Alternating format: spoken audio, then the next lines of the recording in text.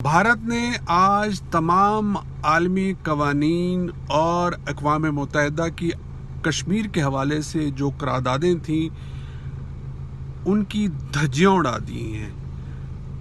आज एक हुक्मनामे के ज़रिए जम्मू कश्मीर और लद्दाख को अलहदा दो हिस्सों में बांट कर यूनियन टेरिटरी यानी वफाक या मरकज़ के ज़ेर इंतज़ाम इलाके करार दे दिया है।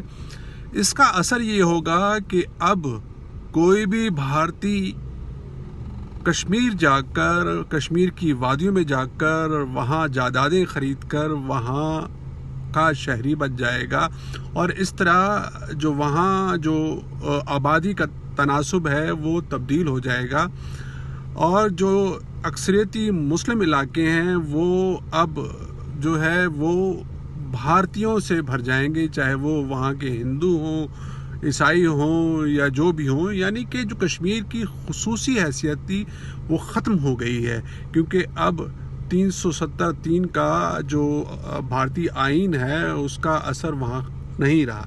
भारत का ये हमेशा दावा रहा है कि वो दुनिया की सबसे बड़ी जमहूरियत है, तो कि जमहूरी ममालिक इस किस्म के इक़दाम करते हैं कि एक हुक्मनामे के ज़रिए किसी मुतनाज़ इलाके की हैसियत को ख़त्म करके उसे अपने अंदर ज़म कर दें और वहाँ के लोगों को का इस्तेहसाल करें।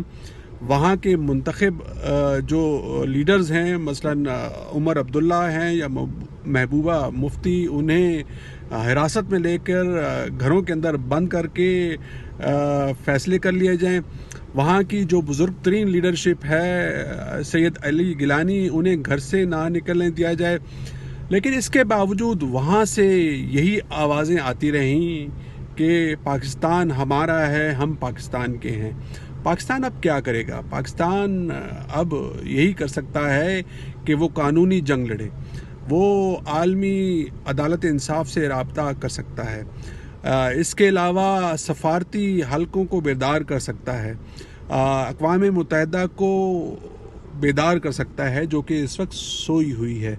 इसी तरीके से जो इस्लामी तंजीम है उसे जगाने की ज़रूरत है।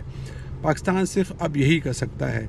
जंग इसका हल नहीं, बातचीत ही इसका हल है।